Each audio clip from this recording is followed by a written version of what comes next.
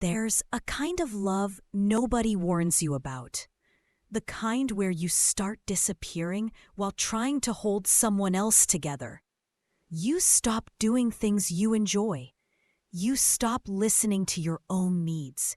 You shrink yourself just to keep the relationship alive. You tell yourself it's love, but deep down, you know you're slowly losing pieces of who you are.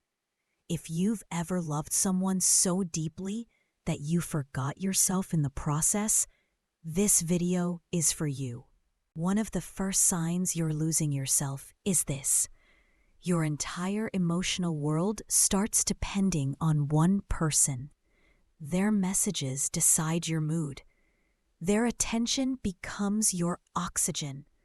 Their comfort becomes more important than your own peace.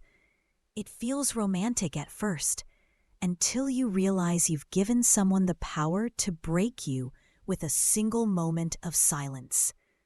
Love should add to your life, not consume it. People don't lose themselves in love because they're weak. They do it because they're scared. Scared of being abandoned. Scared of not being enough.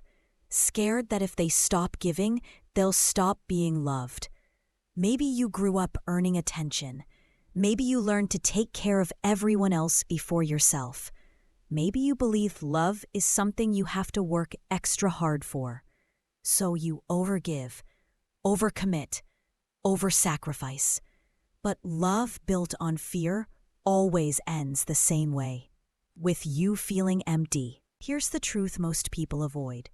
If a relationship requires you to sacrifice your identity, it's not love, it's dependency. You don't have to disappear to keep someone. You don't have to overextend yourself to deserve affection. And if you're struggling to find balance, here's something that actually helps. Sometimes you need a space that reminds you who you are, a space that grounds you, a space that brings you back to yourself. That's what Calm AI has quietly done for thousands of people. It helps you understand your emotional patterns, recognize unhealthy attachment, and learn how to love without losing yourself.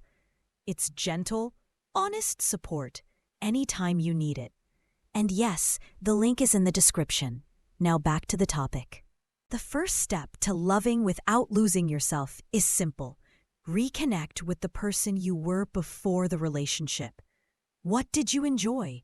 What goals did you have? What made you feel alive? Love should expand your world, not shrink it. When you rebuild the parts of you that got buried under constant giving, you start showing up as a whole person again. People who lose themselves in love always do the same thing. They apologize for their needs. They over-explain why they need space. They justify why they're busy. They panic if they disappoint their partner even slightly. But real love doesn't need essays. Real love doesn't punish you for having a life. Say what you need, simply. No guilt, no anxiety. Your needs are not too much. They are human. Love is not 24/7 availability. It's not fixing every emotion your partner has. It's not merging your lives so closely that you can't breathe. Love is balance. It's connection and independence, closeness and space, togetherness and individuality. When you create emotional balance, you become a better partner, not a drained one. Most people overgive because they're terrified of losing the relationship, but fear makes you cling. Fear makes you chase. Fear makes you abandon yourself just to avoid abandonment. Healthy love isn't about holding on tightly. It's about trusting that what's meant for you won't require losing who you are. The moment you stop living in fear, you stop losing yourself.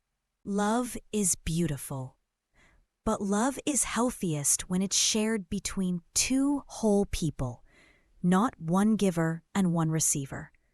You deserve a love where you can keep your identity, where your needs matter, where your voice isn't quiet, where you don't disappear to keep someone close.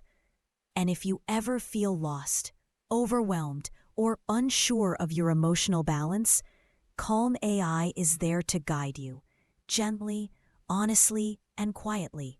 Link is in the description. Choose love, but never stop choosing yourself too. Thank you for watching. Take care of yourself. See you tomorrow.